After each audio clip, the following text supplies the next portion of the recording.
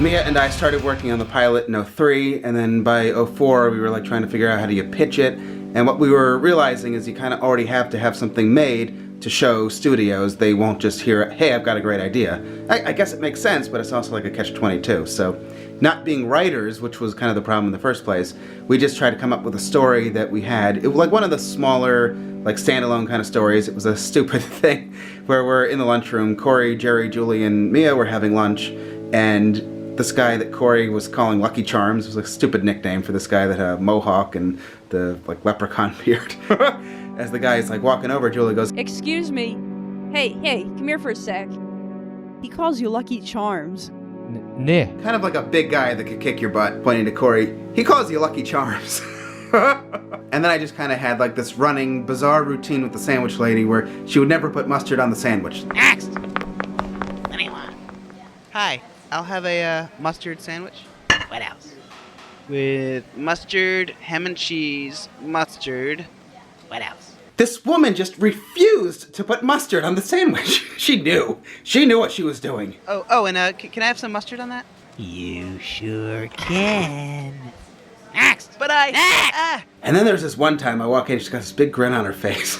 And she goes, "Hello, sweetheart, what can I get you?" And I said, "Ham and cheese sandwich?" I didn't even bother with the mustard. And then she goes, "Would you like some mustard on the sandwich, sweetie?" I said, "Yes." And she puts on the mustard and she goes, "Here, have a nice day." And she smiled at me. I didn't eat the sandwich. I didn't eat the sandwich. She was at that complaints bulletin board, complaints, comments, feedback, whatever it was, and she saw that somebody had written that the sandwich lady was unfriendly. And she was like, "Should I say hello? Should I maybe smile? Say how you doing?" She was so angry. Oh, she was so wonderfully disgruntled. Anyway, like we've got way better and like more kind of ongoing stories, but this was just something that was kind of silly and we thought might be easy to do in a couple of months, which is all we really had to spend because, you know, we were working, we were broke, eventually we just ran out of time, we couldn't spend any more time on it, nobody was really taking us seriously, and it just kind of fell apart. We thought we were getting somewhere in like early 05 with somebody at Sony was actually interested in it. They sent us to another department. It just fell apart from there and we just couldn't, we had to go on with our jobs and all that fun stuff. But I am glad to see there was some interest in the previous vlog. I would love to maybe someday get back to doing something with that. I don't know what, but I've actually got a little bit of footage handy of the actual cafeteria from our college.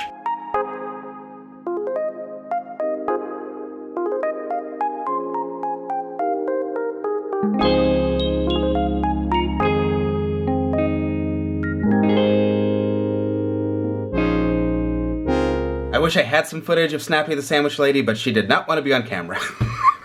Anyway, doing lots of packing.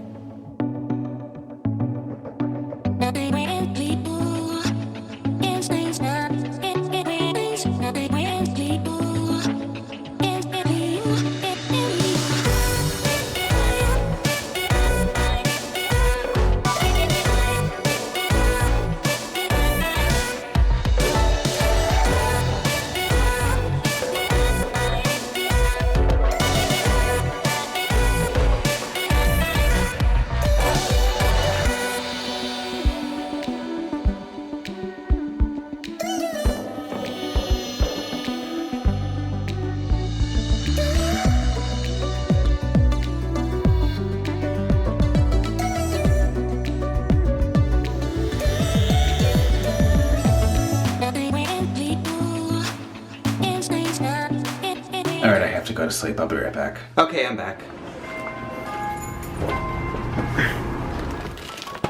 These guys came today. Love these. So here's one set, and here's one set. I got 2 Megazords. Here we've got... And over here is...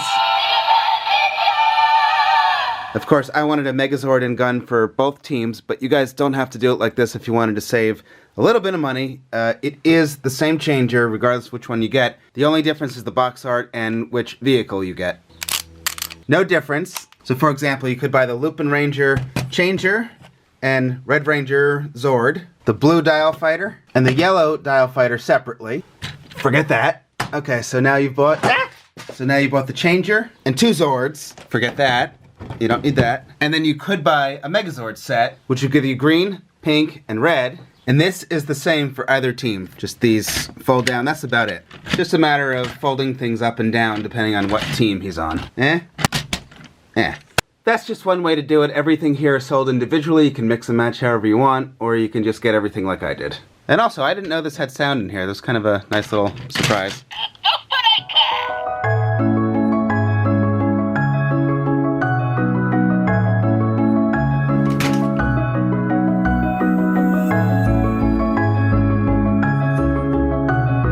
Our landlord is coming.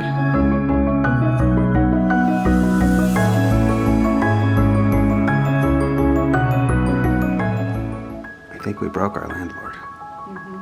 It was sweet. He's like, I'm really gonna miss you guys. You've been such good renters. Alright, I have to go to sleep now. I'll be right back. Alright, I'm back. I wonder if this is gonna be like one of my most favorite seasons ever. I'm loving this show so far. So is Mia. I think our landlord wanted to cry. Yeah. Here's this thing. I made a power sword. I put spray foam into the container that the power sword actually came in. I want to see what would happen. Ooh. It's a power sword, not a power paddle. Hey. Hey. Ah! Mia! But honey, you broke, ow! You stabbed me with it. Look what you did! You broke my sword, now you turn around. I'll do it again. Mia! Honey, turn around. You're... Ah! Bad, Mia. Very bad. Hey, yeah, honey, you're ruining my powers. Ah! So much for that. Turn around. Like that. Today's Tuesday, March 6th. There's something tonight at 7 p.m. on PBS, a Mr. Rogers thing that looks maybe good. 7 p.m. on PBS. Yes, you should be very proud that you've raised children who can have an appreciation for such fine yard decor. Well, thank you. Have we ever posted the original pilot for the animated show? I never did post the pilot in full. I think it's incredibly cool that we were able to do that, like just out of college. That was all done on paper, and I built sets, like physical miniature sets that then Mia and Jerry were able to drop animated, like 2D drawings into the 3D sets, and I think it was like a really cool thing. It was like more like a sample, and now so many years later, this was back in 03, 04 that we were working on this, we could do it a lot better than it was then. It never got finished, and of course, I did all the voices that weren't Jerry, Julie, and Mia. I did Corey, I did Snappy, I did Lucky Charms myself. I wish we could have found people to do voices. I guess that's just my thing. I just do all the voices. I don't know. I think I do a pretty good Kimberly, though, on the other channel.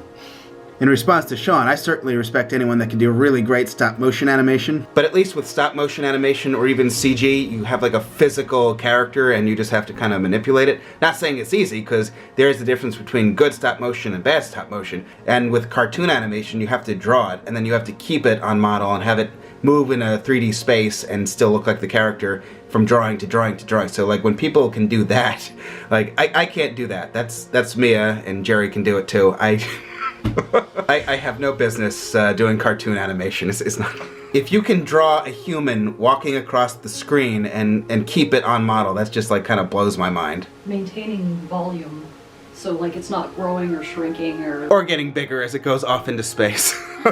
Oh, totally kidding about Louie. Louie last appeared in this vlog not too long ago. Louie's been in a number of our videos. That's my aunt and uncle's dog. I thought everybody knew Louie. I was totally kidding. He wasn't really packing for us or any of that. That was my aunt that brought over the dinosaur, and she brought Louie, of course. So I thought everybody was familiar with Louie, but if you're not, my aunt and uncle, they live in California. Harley is my cousin. You guys, hopefully everyone remembers Harley. So if you thought that we got a dog before moving across the country, no, we wouldn't do that. That's just really weird. So wanted to clear that up. Totally kidding. I probably should end here, go do some packing, get back to the other channel, all that stuff. Thank you guys for watching. Please subscribe if you haven't. I will always be back soon with any good videos. And good night.